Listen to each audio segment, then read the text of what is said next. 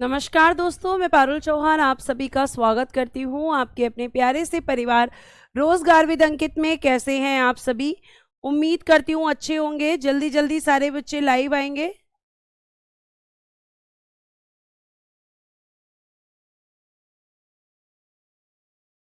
राहुल, दीपक, अल्पा, निरंजन, पुष्पा, मनोज, नरेश, सौरभ, निकेंद्र, राधिका, उसके बाद में हंसराज, पिन्नू, प्रजापत, सभी को मेरी तरफ से गुड आफ्टरनून, नमस्ते, राधे राधे, राम राम, शस्ते काल। प्यारे प्यारे बच्चों, कैसे हैं आप सभी?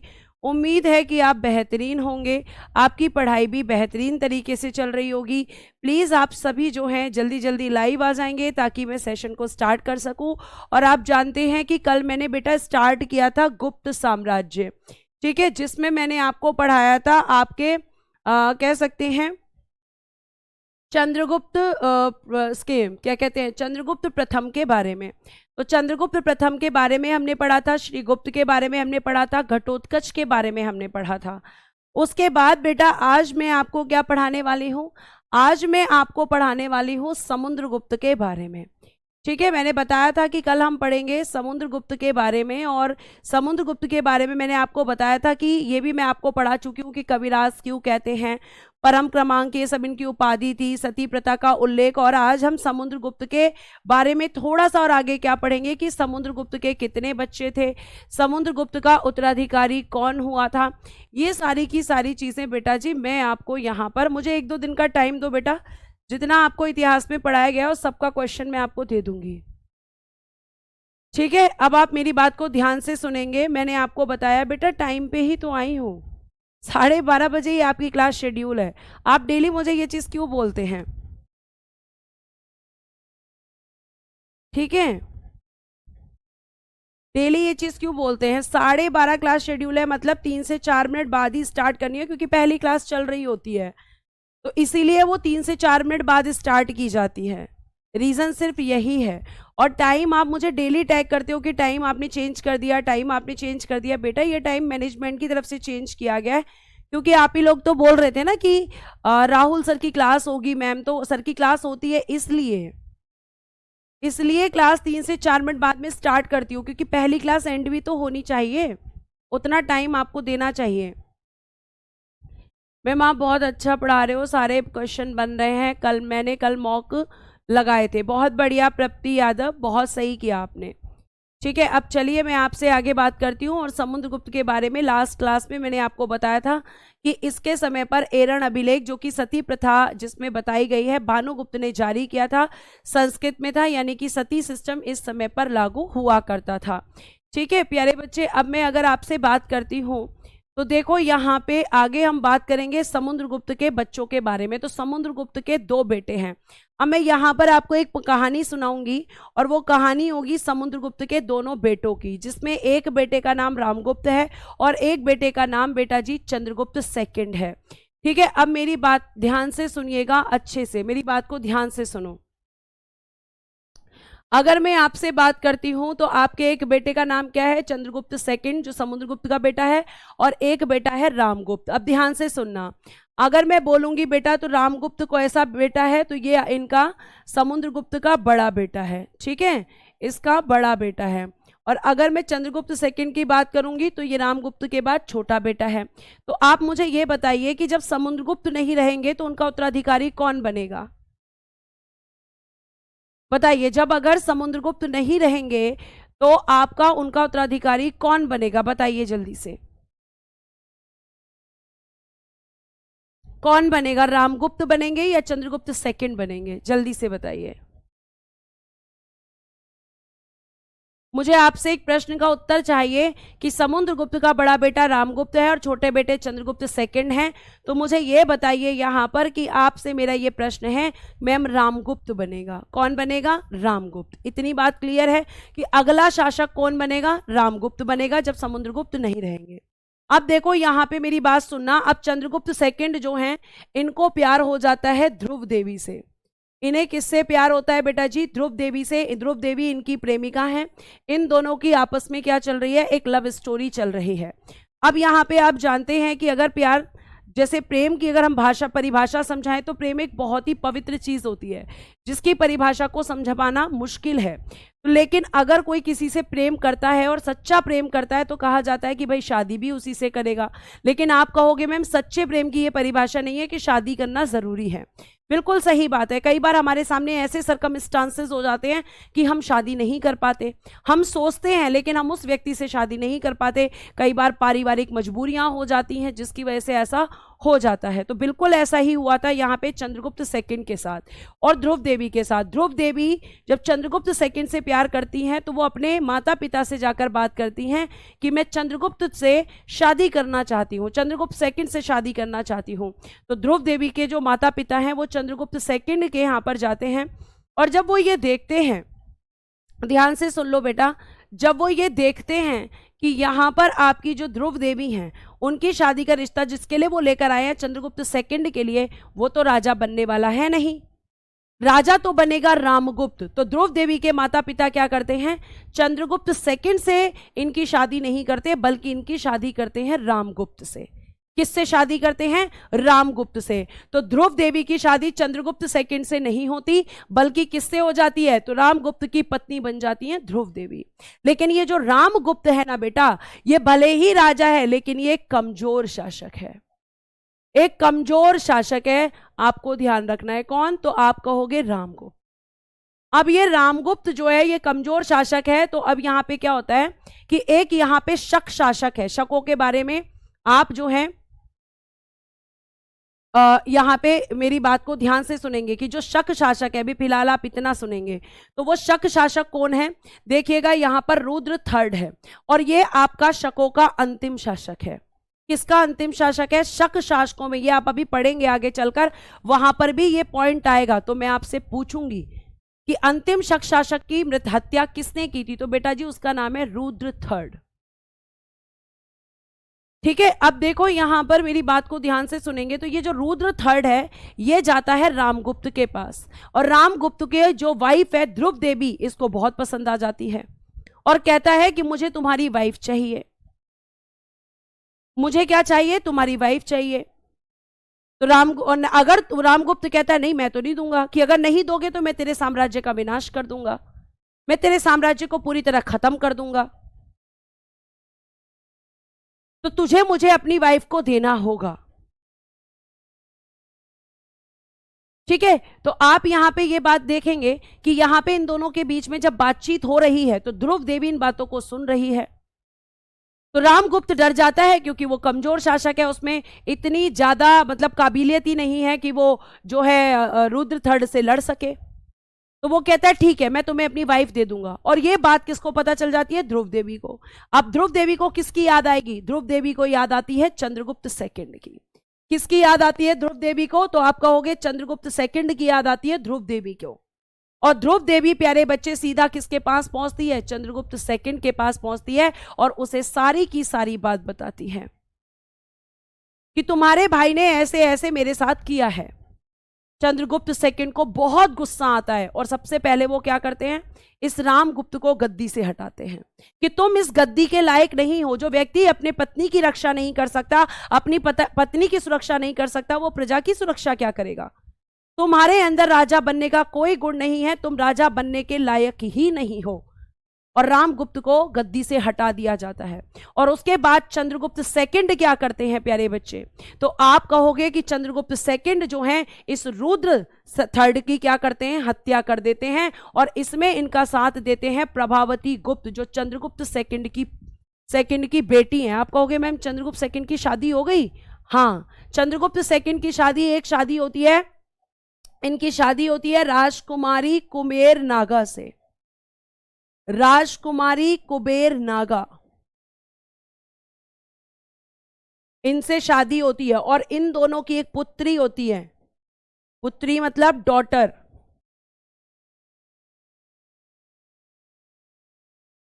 और वो कौन होती है, वो होती है प्रभावती गुप्त। ये क्वेश्चन कई बार पूछा गया है, चंद्रगुप्त द्वितीय की बेटी का नाम बताइए। और इसकी जो शादी होती है, विवाह, मैरिज, वो होती है वाकाटक नरेश रुद्रसेन सेकंड से इसकी शादी हो जाती है। अब चंद्रगुप्त सेकंड क्या करता है? चंद्रगुप्त सेकंड इस वाकाटक नरेश रुद्रसेन की मदद लेता है और इस रुद्र थर्ड को क्या कर देता है? इसकी हत्या। किसने की इसकी हत्या? तो आप कहेंगे चंद्रगुप्त सेकंड ने। और फिर मैम ध्रुव देवी का क्या हुआ? फिर ध्रुव देवी से ये शादी करते हैं। चंद्रगुप्त सेकंड की शादी ध्रुव देवी से भी होती है और ध्रुव देवी और चंद्रगुप्त सेकंड से एक पुत्र पैदा होता है कुमारगुप्त, जिसके बारे में आप पढ़ेंगे। तो ये इन तीनों के बीच की कहानी थी, रामगुप्त, चंद्रगुप्त सेकंड और ध्रुव देवी।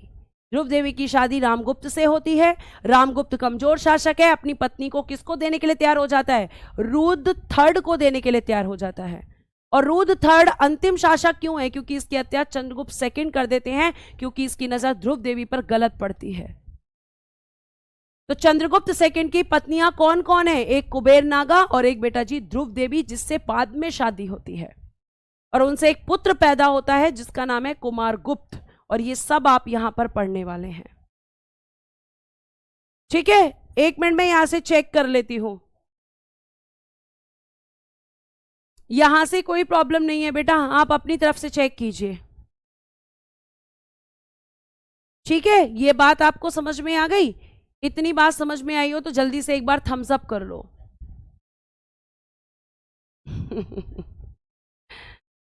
हाँ, बिछड़ा प्रेम मिल गया। इनकी बहुत सारी बीवियां हैं, ये कर करके शादी परेशान नहीं हुए, लेकिन हम पढ़ पढ़ के परेशान हो रहे हैं दीदी बहुत। क्या कर सकते हैं बेटा, पढ़ना तो पड़ेगा, है ना? क्या कर सकते हैं? इतनी बात आपको समझ में आ गई? यहां तक चीजें समझ में आ गई? अब देखिए यहां पर अगर मैं आपसे बात करती हूं बेटा, तो आपका अगला फिर राजा कौन होगा? चंद्रगुप्त सेकंड। और जब आप चंद्रगुप्त सेकंड की बात करते हो बेटा, जो चंद्रगुप्त सेकंड जिसे आप विक्रमादित्य के नाम से जानते हो, इनके बारे में हम पढ़ना शुरू करेंगे। इनके बारे में हम पढ़ना शुरू करेंगे। अब देखिएगा यहां पर अगर मैं आपसे बात करती हूं तो इन्होंने क्या क्या यहां पर काम किए हैं, क्या क्या चीजें हैं बेटा, इनके बारे में आप पढ़ना शुरू करेंगे। चंद्रगुप्त सेकंड के बारे में आप यहां पे देखेंगे बेटा। एक इन्होंने उपाधि ली थी शकारी, एक उपाधि थी विक्रम क्रमांक, परम भागवत इनकी भी थी और समुद्रगुप्त। लेकिन इनकी सबसे फेमस जो उपाधि थी, वो सबसे ज्यादा एग्जाम में पूछी जाती है, वो थी आपकी विक्रमादित्य। और विक्रमादित्य की ये जो उपाधि थी ना बेटा, ये कब इन्होंने यहां पे धारण की थी? ठीक है, अब देखो इन्होंने कब उपाधि धारण की थी ये विक्रमादित्य की? तो शक शासक रुद्र, जो मैंने अभी आपको बताया है, ठीक है, इसकी बात कर रही हूं मैं। शक शासक रुद्र थर्ड को हराने के बाद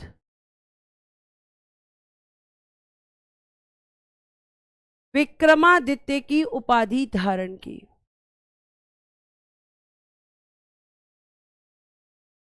विक्रमादित्य की उपाधि धारण की। और प्यारे बच्चे, ये जो चंद्रगुप्त सेकंड है, इसके दरबार से क्वेश्चन और आता है कि इसके दरबार में नवरत्न रहते थे।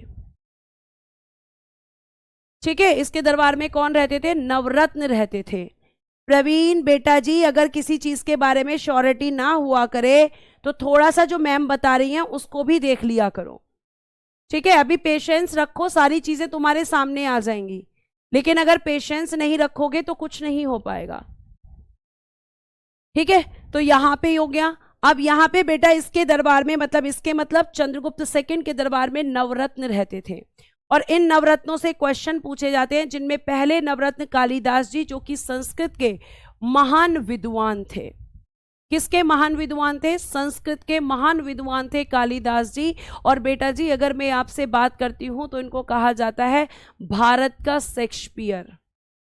और इन्होंने कई सारी किताबें लिखी हैं, जैसे मेघदूतम है, रघुवंशम है, अभिज्ञान शकुंतलम है, मालविका अग्निमित्रम है, विक्रमोवर्षियम है, कुमार संभवम है, ठीक है। और अभिज्ञान शकुंतलम इनका पहला ऐसा टेक्स्ट था या ग्रंथ था जिसको पहली बार ट्रांसलेट किया गया था।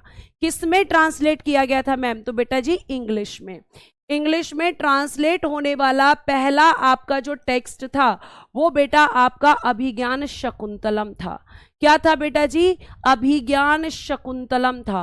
और अभिज्ञान शकुंतलम किसकी रचना है? कालिदास जी की। ये जितने आपके यहाँ पर लिखे हुए हैं ये सब कालिदास जी के बारे में हैं और इन्हें भारत का शेक्सपियर कहा जाता है। और आपको मैं बता दूं तो ये संस्कृत के महान कवि थे। इतनी बात आपको समझ में आ रही है? अब आपके पहले ये हो गए, तो दूसरे कौन थे बेटा जी? दूसरे थे वराहमिहिर। और ये कौन थे? तो ये एक खगोल शास्त्री थे। खगोल शास्त्री। वराहमिहिर इनके दरबार में दूसरे व्यक्ति थे, ठीक है। तो ये आपको ध्यान रखना है। और वराहमिहिर की पुस्तकें देखिए कौन कौन सी थी। ये किसकी बुक्स हैं? वराहमिहिर की। बृहत संहिता, पंच सिद्धांतिका और बेटा जी बृहज्जातक, ये सब किसने लिखी हैं? तो आप कहोगे कि मैम ये सब लिखी गई हैं वराहमिहिर के द्वारा। ये सब किसके द्वारा लिखी गई हैं बेटा जी? तो आप कहोगे वराहमिहिर के द्वारा लिखी गई हैं। इतनी बात आपको ध्यान में रखनी है, ठीक है। उसके बाद प्यारे बच्चे अगर हम बात करते हैं तो शंकु इनके दरबार में एक आर्किटेक्ट थे। आर्किटेक्ट कौन होता है? जो घर की डिजाइनिंग करता है। जो घर की डिजाइनिंग करते हैं, मतलब हमें घर बनाना होता है तो किसकी जरूरत होती है? आर्किटेक्चर की जरूरत होती है। तो इनके वास्तुकार थे शंकु। छपड़ा प्यारे बच्चे जो एस्ट्रोलॉजी से रिलेट करते थे। अमर सिंह जी जिन्होंने अपनी एक बुक लिखी है अमरकोश। तो ये क्वेश्चन आता है कि अमरकोश की रचना किसने की है? तो आप कहेंगे अमर सिंह जी ने की है।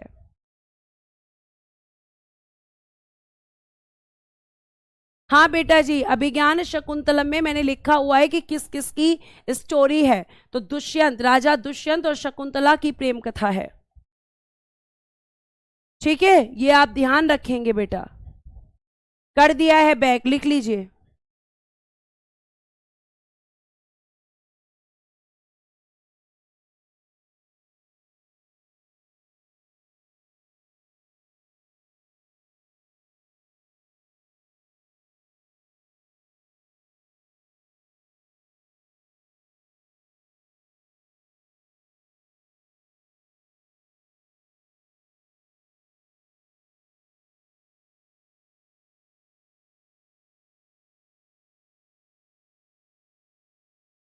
कर लीजिए जल्दी से।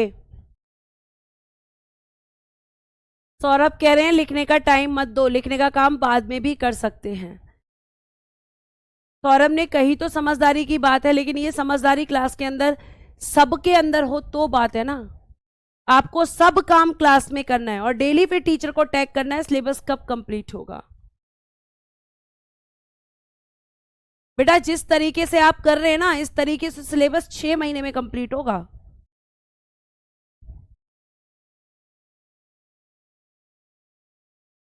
ये लिखने का काम आप घर से भी कर सकते हो, लेकिन नहीं, आपको सारा काम क्लास में करना है। क्या ही बोलूं मैं आपको। आगे देखिएगा, आगे यहां पर घट कर पर इनके चीफ एडवाइजर थे, ठीक है। फिर लिखा हुआ है बेटा जी आपका धनवंतरी, जो कि इनके दरबार में चिकित्सक मतलब डॉक्टर थे, ठीक है। कौन थे? चिकित्सक यानी कि डॉक्टर थे। उसके बाद में बेटा बररुचि, ये भी इनके दरबार से थे। बेताल भट्ट जो कि एक मैजिशियन, एक जादूगर थे, और इन्होंने एक बुक लिखी है सिंहासन बत्तीसी। और बेटा जी एक बुक इन्होंने लिखी है मंत्र शास्त्र। एक तो ये सिंहासन बत्तीसी इनकी बुक हो गई, एक ये हो गई, और एक बुक आपके प्रीवियस ईयर में पूछी गई है मंत्र शास्त्र, ये भी इन्हीं की बुक है।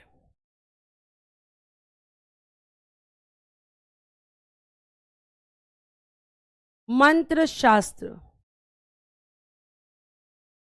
ठीक है। ये नवरत्न इनके दरबार से संबंधित थे। अब इसी समय पर आर्यभट्ट ने क्या लिखा है, आर्यभट्टयम पुस्तक लिखी है, जिसमें इन्होंने सूर्य सिद्धांत या कह सकते हो आर्यभट्टयम बुक के अंदर दिया है। तो आर्यभट्टयम किसकी बुक है, आर्यभट्ट की है।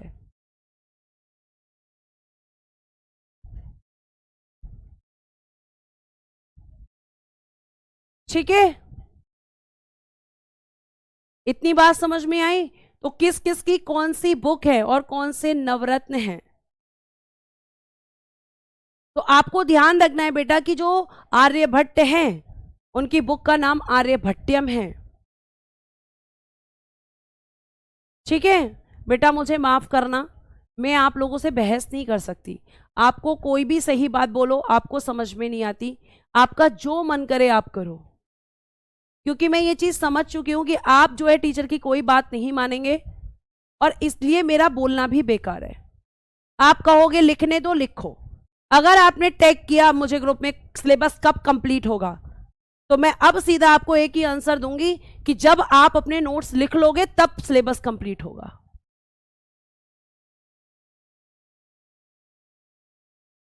कर लो, आप अपने मन की करो जो करना है। और मुझे ये भी पता है कि ये सब बातें जो करते हो ना आप, ये मेरी ही क्लास में करते हो। क्यों? क्योंकि मैं आपकी सारी बातें सुनती हूं और इस चीज का आप लोग फायदा उठाते हो क्लास के अंदर।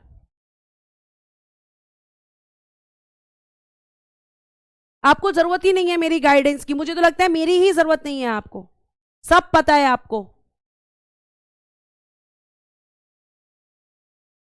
ठीक है, आर्यभट्ट ने क्या दिया, आर्यभट्टयम पुस्तक, ये आपको ध्यान रखना है। उसके बाद में बेटा आ जाते हैं अगली स्लाइड पे, एक वात्स्यायन, ये बुक भी पूछी जाती है कि वात्स्यायन किसकी रचना है। तो वात्स्यायन कामसूत्र की रचना है। वात्स्यायन किसकी रचना है, तो आप कहेंगे कामसूत्र की। इतनी बात समझ में आ गई। तो कामसूत्र वाली ये जो रचना है ना बेटा, ये भी कई बार एग्जाम्स में पूछी जा चुकी है, इसको भी आप याद रखना बेटा, बुक से क्वेश्चन आते हैं, ये बात आप ध्यान रखेंगे। वात्स्यायन किसकी रचना है, कामसूत्र की। ठीक है बेटा, आगे देखिएगा। अगर मैं आपसे बात करती हूं तो एक बहुत बहुत इंपॉर्टेंट क्वेश्चन आता है कि कौन सा विदेशी यात्री आपके चंद्रगुप्त सेकंड के समय पर आया था। तो बेटा जी फाहियान। फाहियान चंद्रगुप्त सेकंड के दरबार में आने वाला जो है चीनी यात्री था, ये चाइना से आया था। और बेटा ये क्वेश्चन पूछा जाता है क्लास के, वो सॉरी क्वेश्चंस के अंदर। ठीक है, अब देखो यहां पर, तो ये आपका कहां आया, भारत में आपका रहा कौन, फाहियान। किसके समय पर, चंद्रगुप्त सेकंड के समय पर। और बेटा इनकी जो पुस्तक है उसका नाम था फा क्यों की। क्या नाम था पुस्तक का, फा क्यों की, ये इनकी पुस्तक का नाम था। और चीनी लेखक जो है भारतीयों को यिंतू कहते थे, यिंतू। जैसे हम इंडियंस को क्या कहते हैं, इंडियंस, तो इन्होंने हमें इंडियंस नहीं कहा, इन्होंने यिंतू कहा। मतलब भारतीयों के लिए जो शब्द यूज किया चाइना के लोगों ने, वो बेटा जी यिंतू किया। ठीक है, मैं एक बार चेक करती हूं, रीस्टार्ट कर देती हूं क्लास को।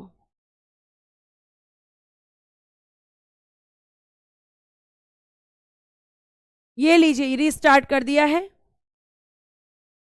अगर आपको लग रहा था तो। ठीक है, तो प्यारे बच्चों आपको ध्यान रखना है कि आपका जो भारतीयों के लिए यिंतू वर्ड यूज किया गया है वो किसने किया है, चीनी लेखकों ने।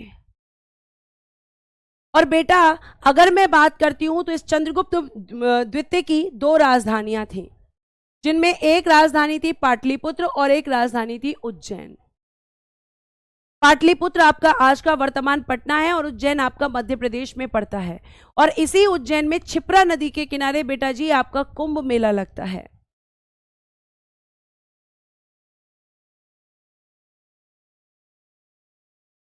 ठीक है, उसके बाद बेटा अगर मैं बात करती हूं, देखो यहां पे पूरी वो लाइन लिखी हुई है जो मैंने पीछे आपको सुनाई थी।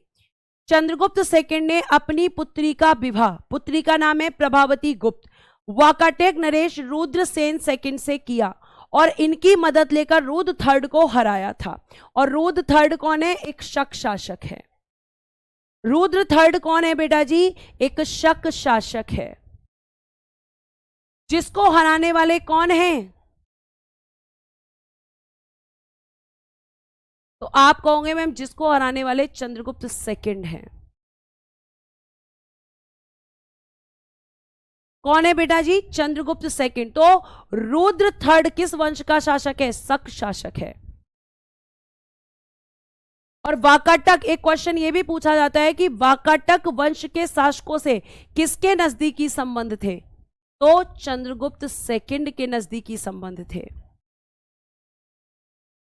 ऐसे भी क्वेश्चन पूछा जाता है बेटा, ठीक है। और अगर हम आपसे आगे बात करते हैं तो फिर यहां पे चंद्रगुप्त सेकंड ने अपनी बेटी की शादी किससे कर दी? वाकाटक नरेश से। अब इनका बेटा भी है जो ध्रुव देवी से पैदा हुआ है, जो ध्रुव देवी से पैदा हुआ है वो इनका बेटा है। तो देखो क्या लिखा है, चंद्रगुप्त द्वितीय ने कदम साम्राज्य के शासक काकुत्स वर्मा की बेटी से अपने पुत्र का विवाह करवाया। अब पुत्र कौन है ये भी तो पता होना चाहिए। जैसे पुत्री तो प्रभावती गुप्त है, तो पुत्र कौन है इनका? पुत्र है कुमारगुप्त प्रथम।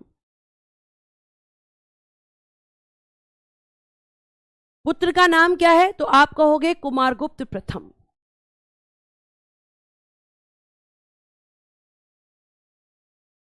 ठीक है। तो अपने बेटे की शादी किससे करवा दी?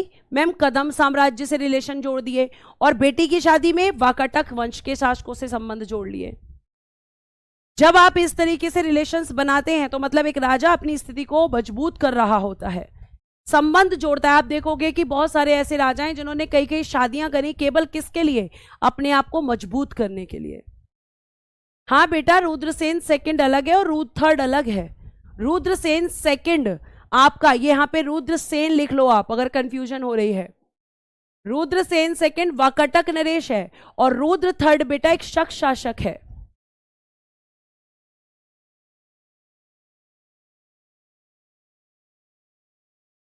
ठीक है। तो ये आपका, इन्होंने किस किस वंश के शासकों से संबंध जोड़े? कदम्ब शासकों से और वाकाटक वंश के शासकों से। इतनी बात समझ में आ रही है? क्या ये बात आपको समझ में आ गई?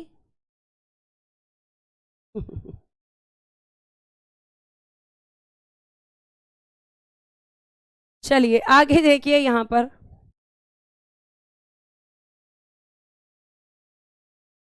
इसने मथुरा क्षेत्र को कुषाणों से जीता था। किसने?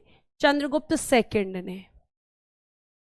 चंद्रगुप्त सेकंड ने क्या किया था? इसने मथुरा क्षेत्र को कुषाणों से जीता था।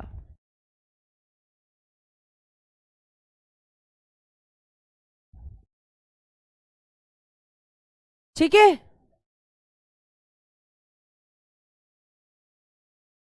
मेहरौली लौह स्तंभ लेख बेटा बहुत इंपॉर्टेंट है। मेहरौली लौह स्तंभ अभिलेख, मेहरौली आयरन पिलर इंस्क्रिप्शन, इसका संबंध चंद्रगुप्त सेकंड से लिया जाता है। बेटा आपको मैं ये बता दूं कि ये चंद्रगुप्त सेकंड ने लिखवाया था, ऐसा माना जाता है।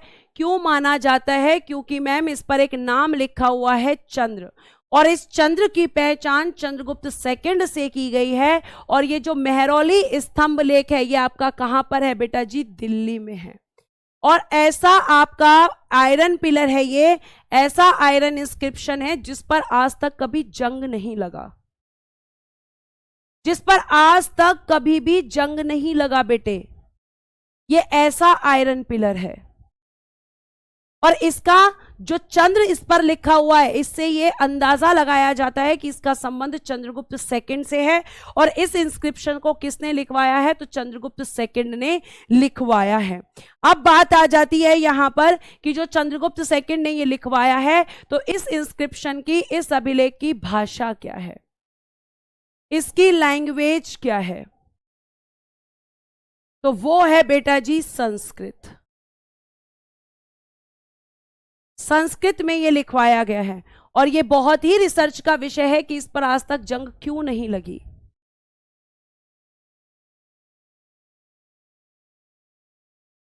ठीक है। और अगर मैं आपसे बात करती हूं तो सांची के स्तंभ लेख से ग्राम दान के बारे में पता चलता है कि गुप्त शासकों ने क्या दिए थे, गांव दान में दे दिए थे, गांव को दान करते थे। और इस चीज की जानकारी कहां से मिलती है, सांची के स्तंभ लेख से प्यारे बच्चे मिलती है। और प्यारे बच्चे अगर मैं आपसे बात करती हूं तो ये सांची का स्तंभ लेख कहां पर है, तो ये आपका मध्य प्रदेश में है। मध्य प्रदेश में आपको देखने के लिए मिलेगा।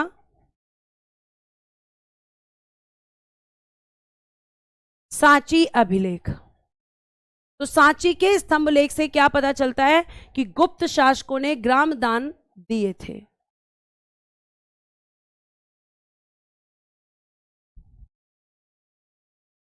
ठीक है।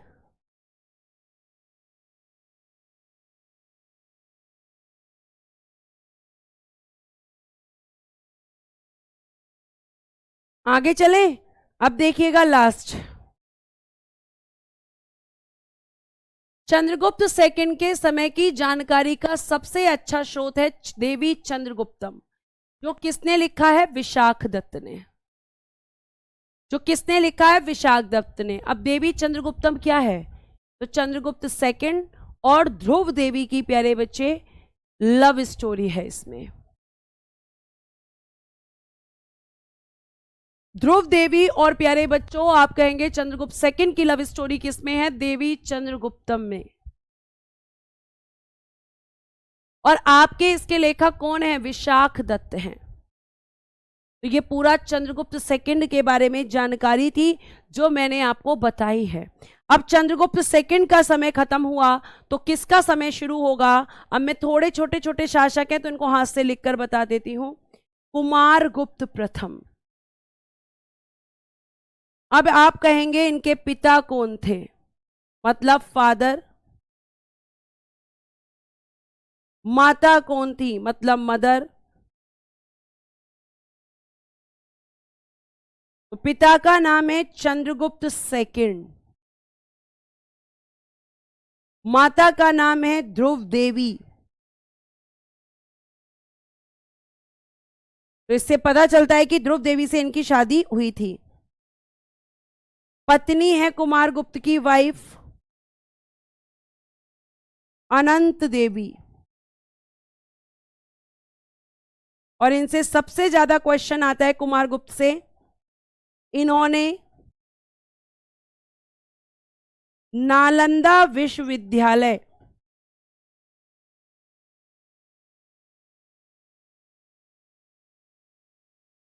नालंदा यूनिवर्सिटी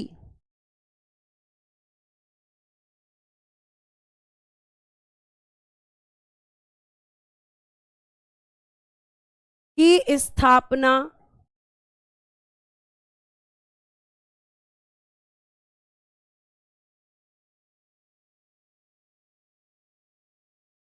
करवाई थी।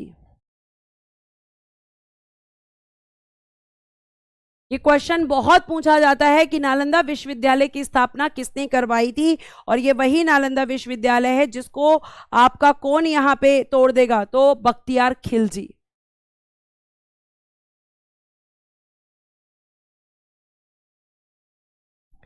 ठीक है, नालंदा विश्वविद्यालय की स्थापना करवाई थी। और प्यारे बच्चों ये जो नालंदा विश्वविद्यालय है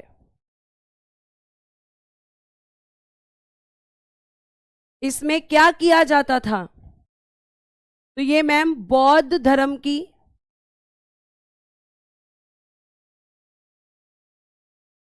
महायान शाखा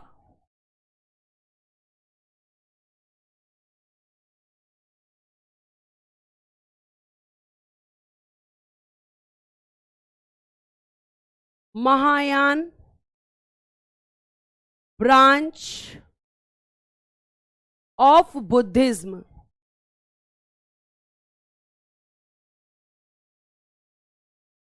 बौद्ध धर्म की महायान शाखा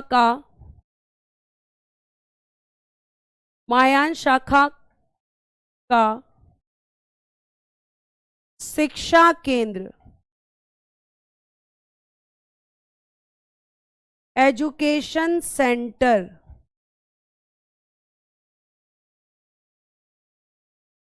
था। ठीक है, और इसे क्या कहा जाता था, लिखिएगा, इसे कहा जाता था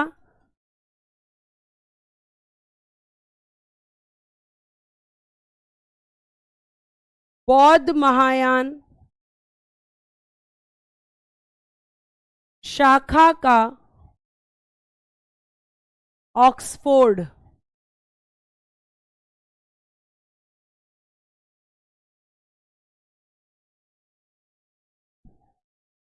ऑक्सफोर्ड ऑफ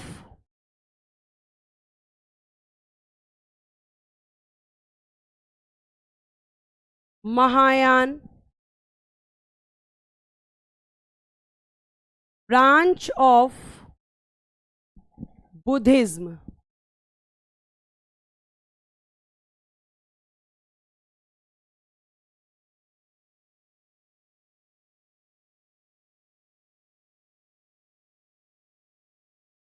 कहा जाता था।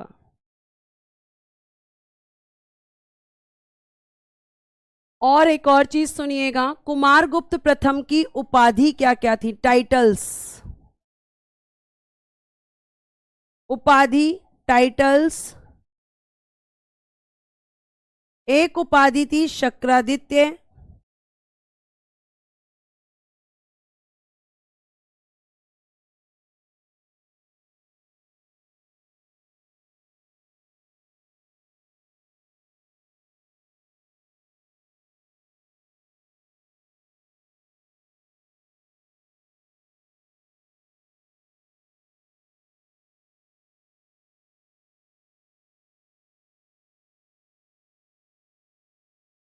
महेंद्रादित्य, शक्रादित्य, और नेक्स्ट देखिएगा श्री महेंद्र।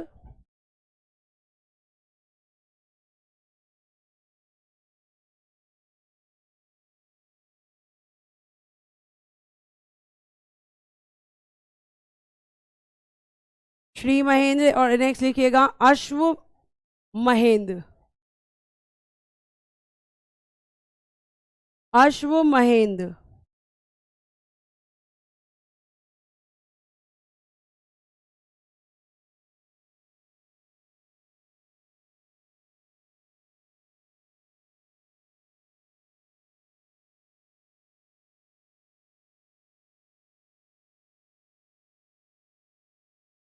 ठीक है, अभी आप बेटा अपने क्वेश्चन पूछेगा, थोड़ा सा पेशेंस रखें, मैं इसको करा दूं, फिर मैं आपके क्वेश्चन लूंगी। आज मैं आप लोगों से बात करूंगी थोड़ी देर। आगे लिखिएगा,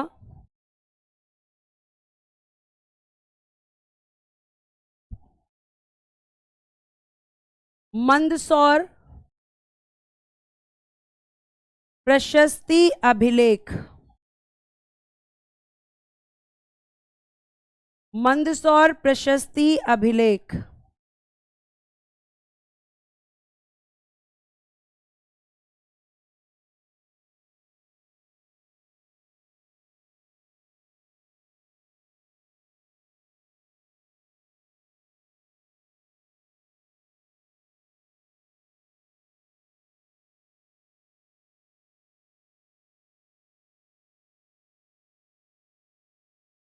से कुमारगुप्त प्रथम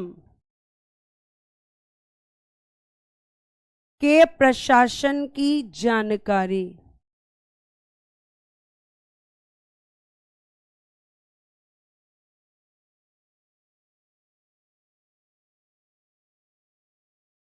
मिलती है।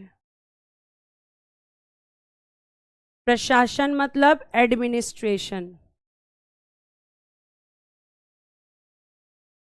और जानकारी मतलब इंफॉर्मेशन।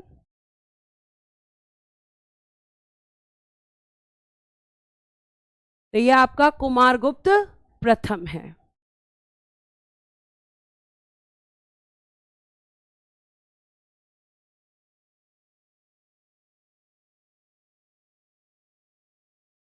एक इंस्क्रिप्शन और है, जल्दी से आप इसे लिखें पहले।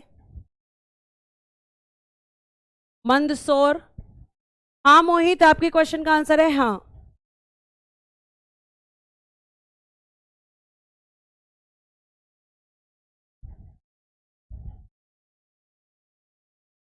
ठीक है,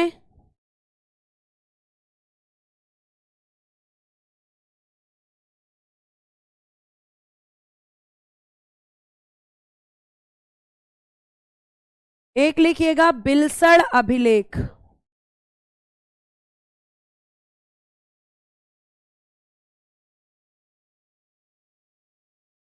बिलसड़ अभिलेख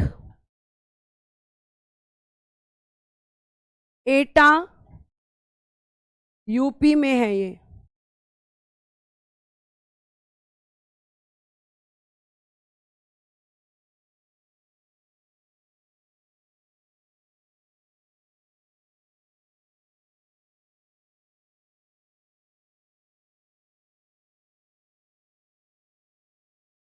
बिलसड़ इंक्रिप्शन, सॉरी इंस्क्रिप्शन, इसमें क्या मिलता है, कुमार गुप्त प्रथम तक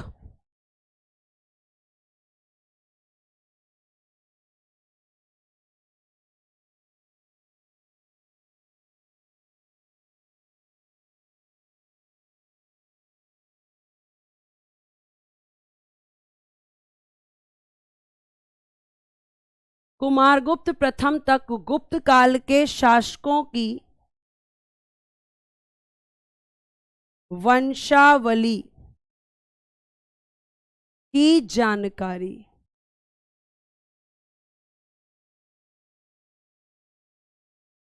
मतलब अभी तक कुमारगुप्त प्रथम तक जितने भी गुप्त शासक हुए हैं उन सब की इंफॉर्मेशन कौन देता है, बिलसड़ inscription.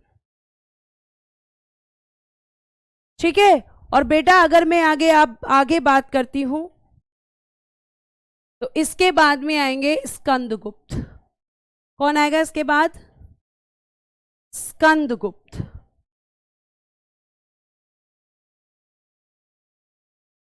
Next ruler of Guptas dynasty Skandagupta. लिखिएगा, गुप्त वंश का अंतिम महान शासक, बोल रही हूं मैं, अंतिम नहीं बोल रही हूं, अंतिम महान शासक।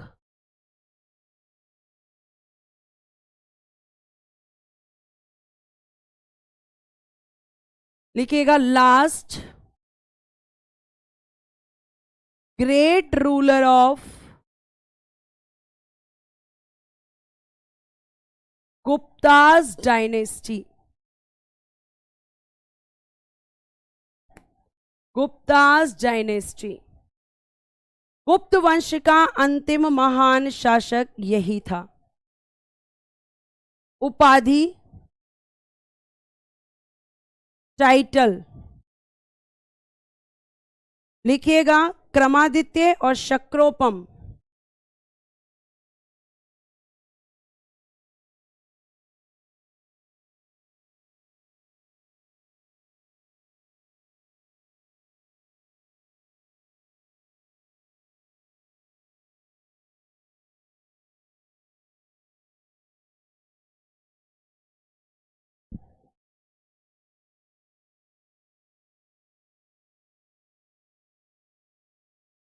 शक्रोपम। नेक्स्ट लिखिएगा बेटा आगे, इसकी राजधानी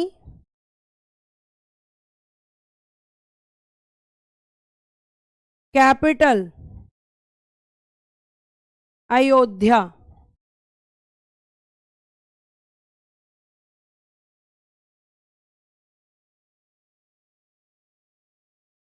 अयोध्या कैपिटल ऑफ स्कंदगुप्त। ठीक है, नेक्स्ट लिखिएगा, ये कौन था,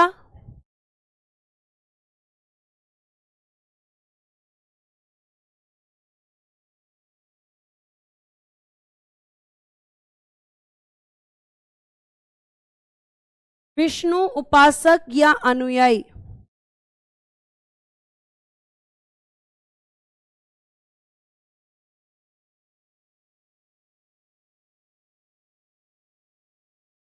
फॉलोवर ऑफ गॉड विष्णु।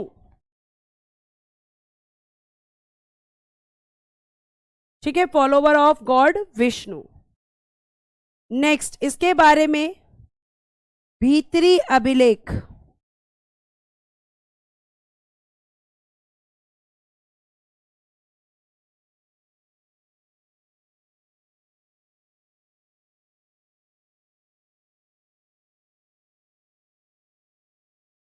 इसमें क्या लिखा है? इसमें लिखा है कि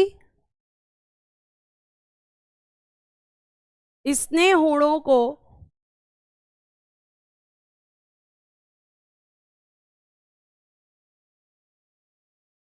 पराजित किया था।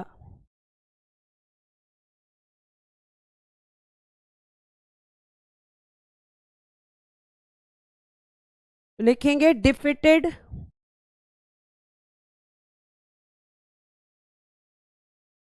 हुणास बाय द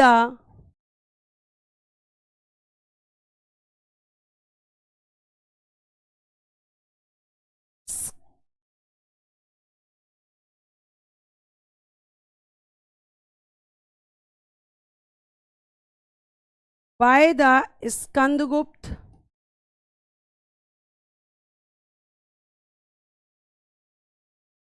स्कंदगुप्तास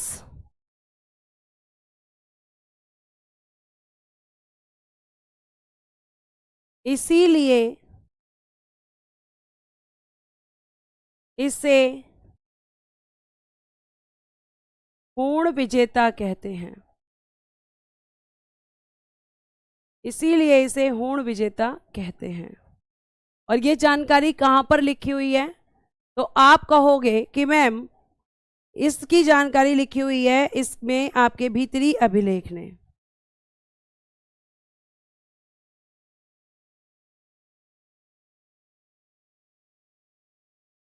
फिर मैंने आपको जब रुद्र दामन पढ़ाया था तो मैंने आपको बताया था कि उसके जूनागढ़ अभिलेख में लिखा है कि इसने क्या किया था? सुदर्शन झील, झील मतलब लेक, इसका इसने कराया था पुनरुद्धार, रिनोवेट।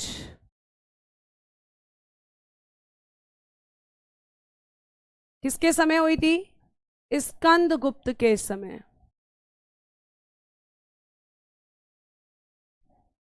स्कंदगुप्त के समय।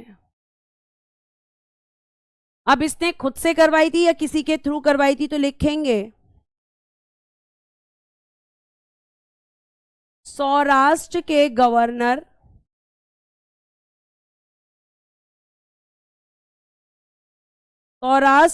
गवर्नर पर्णदत्त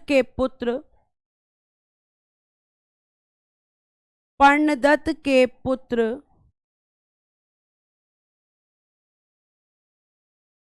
चक्रपालित की देखरेख में,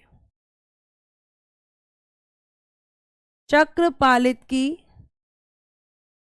देखरेख में।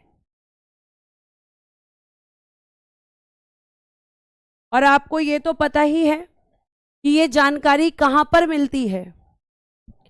जूनागढ़ इंस्क्रिप्शन में, जूनागढ़ अभिलेख में। ये मैं आपको जूनागढ़ इंस्क्रिप्शन में भी बता चुकी हूं। तो इसने भी क्या कराया था? तो आप कहेंगे पुनः पुनरुद्धार करवाया था। लिखिएगा गुप्त वंश में कुल 24 शासक हुए हैं। गुप्त वंश में कुल शासक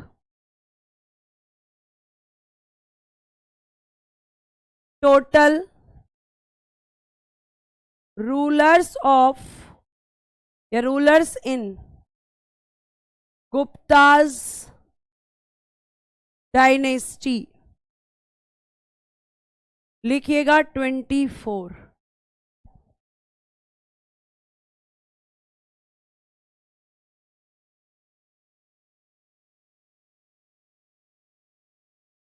ठीक है, तो गुप्त काल में कुल कितने शासक हुए थे? 24 शासक हुए थे। इस वंश का अंतिम शासक,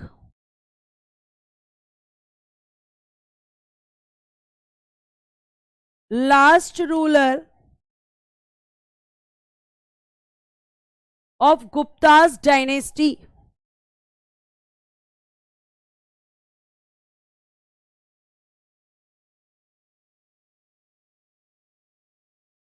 इस वंश का अंतिम शासक।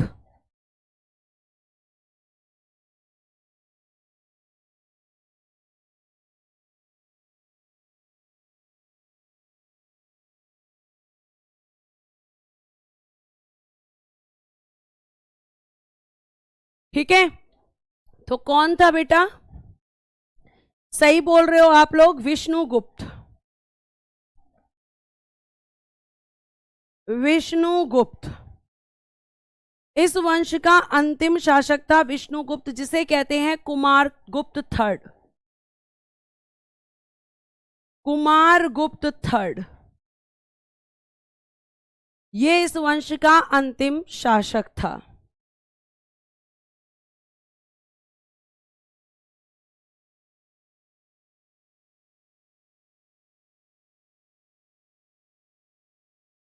नेक्स्ट लिखिएगा अब यहां पे प्रशासनिक व्यवस्था, अगली स्लाइड पे लिखवाऊंगी मैं।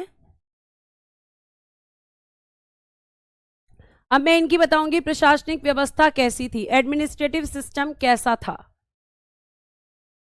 ठीक है,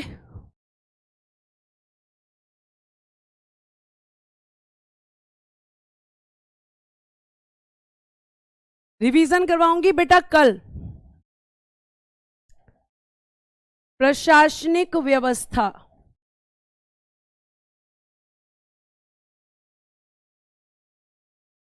एडमिनिस्ट्रेटिव सिस्टम,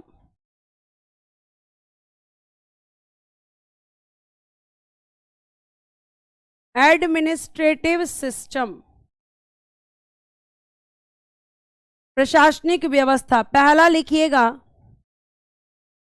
कि इसमें होता था दंड पाशिक, और इंग्लिश में भी इसको दंड पाशिक ही बोलेंगे। ये होता था, ये किसको कहा जाता था? पुलिस प्रमुख को।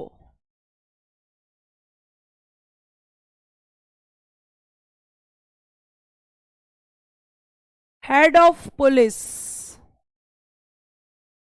पुलिस का प्रमुख दंड पाशिक।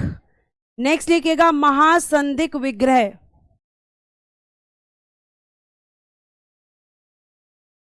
महासंधिक विग्रह, इंग्लिश में भी महासंधिक विग्रह ही बोलेंगे। लिखिएगा ये क्या क्या काम करता था? विदेश नीति को देखता था, फॉरेन पॉलिसी को देखता था ये ऑफिसर, और उसके अलावा युद्ध और शांति, युद्ध की घोषणा भी करता था, वॉर एंड पीस, और शांति की घोषणा भी करता था। ठीक है, नेक्स्ट ऑफिसर लिखिएगा महादंड नायक,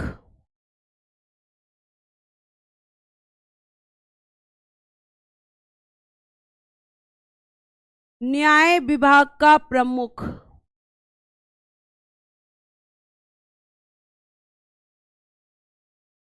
न्याय विभाग का प्रमुख, chief of judicial department, chief of judicial department, महादंड नायक। नेक्स्ट लिखिएगा अग्रहारिक,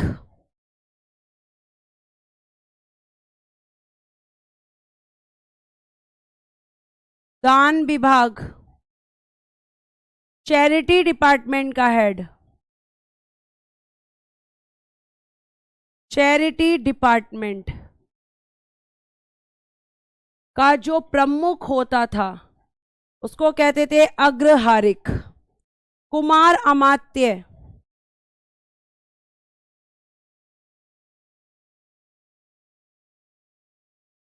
महत्वपूर्ण मंत्री, इंपॉर्टेंट मिनिस्टर्स को कहते थे। जो महत्वपूर्ण मंत्री होता था, इंपॉर्टेंट मिनिस्टर, उसको कहते थे आपका कुमार अमात्य। ठीक है, अब बात करते हैं इनके समय पर कैसे सिक्के चले थे। ठीक है, यही दिक्कत है आप लोगों के साथ। अगर मैं लिखवाऊं तो मैम आप समझाते नहीं हो, लिखवाते हो। ये क्रम से नहीं लिखा हुआ तो कैसे लिखा हुआ है? प्रशासनिक व्यवस्था में कौन कौन से अधिकारी थे, ये आपको लिखवाया है मैंने। और बेटा जब लिखूंगी तो जाहिर सी बात है बोर्ड की तरफ ही देखूंगी। और आपको बोलती जा रही हूं कि दंड पाशिक मतलब जो हेड ऑफ पुलिस होता है, महासंदिग्ध विग्रह मतलब जो विदेश नीति को देखता है। जैसे आज के समय विदेश नीति कौन देखते हैं? पीएम देखते हैं। तो बेटा जो काम पीएम करते थे वो इस टाइम कौन करता है? महासंदिग्ध विग्रह करता है। आज के समय पे युद्ध की घोषणा कौन करता है? राष्ट्रपति करते हैं। उस समय महासंदिग्ध विग्रह करता था। आज के समय में युद्ध शांति की घोषणा कौन करता है? राष्ट्रपति करते हैं। उस समय पर महासंदिग्ध विग्रह करता था। महादंड नायक मतलब चीफ जस्टिस जैसे आज के समय होते हैं, उस समय महादंड नायक होते थे। अग्रहारिक दान विभाग मतलब जो चैरिटी डिपार्टमेंट होते थे उसके हेड को कहते थे। और कुमार अमात्य जैसे कि प्यारे बच्चे अगर मैं आपसे बात करूं तो आप कहोगे कि इंपॉर्टेंट मिनिस्टर, जैसे कि कैबिनेट मिनिस्टर। तो आज के समय में जो महत्वपूर्ण मंत्रियों ने आप क्या कहते हो? कैबिनेट कहते हो। उस समय पर कुमार अमात्य कहते थे। यही तो लिखवाया है। और आपको अब मैं कल कहां से पढ़ाऊंगी? सिक्कों से पढ़ाऊंगी कि कौन कौन से सिक्के थे। कल इस चैप्टर को खत्म करूंगी, फिर इसका रिवीजन करवाऊंगी, फिर मैं अगले चैप्टर पे जाऊंगी। ठीक है, और आपको यह ध्यान रखना है कि यहां तक आपको एक बार रिवीजन करना है। और अगला आपका जो इसके बाद में करवाऊंगी वो होगा वर्धन वंश। क्या होगा? वर्धन वंश।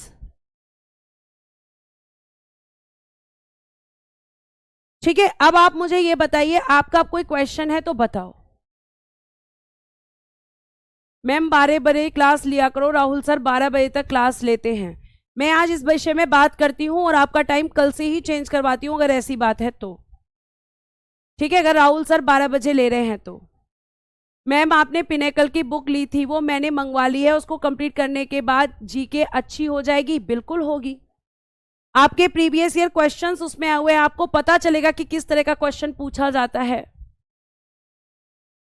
ठीक है, और कोई क्वेश्चन है तो अब आप पूछ सकते हैं। अब आपके क्वेश्चंस पूछने की पूरी आजादी है।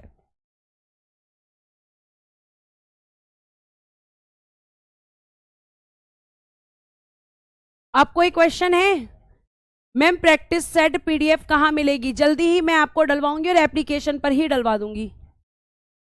ठीक है, मुरादाबाद कब आओगे? मैम बेटा अभी मुझे नहीं पता कि मैं कब आऊंगी, जब आऊंगी तो आपको जरूर बताऊंगी। ठीक है, इंस्टाग्राम और व्हाट्सएप पे आपको मैं अपडेट कर दूंगी इस विषय में। चंद्रगुप्त प्रथम और चंद्रद्वितीय अलग अलग थे? जी हाँ बेटा, दोनों अलग अलग थे। ठीक है बेटा, मैं बात करती हूँ इस विषय में। ठीक है,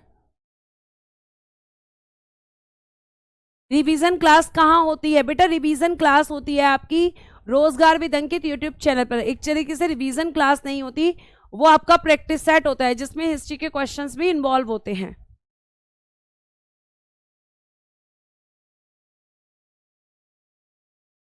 ठीक है, चलिए फिर आज हम इतना ही रखते हैं। Thank you so much, bye bye, take care and good day everyone. Jai Hind, जय भारत। हंसते रहें, मुस्कुराते रहें और हमेशा खुश रहें।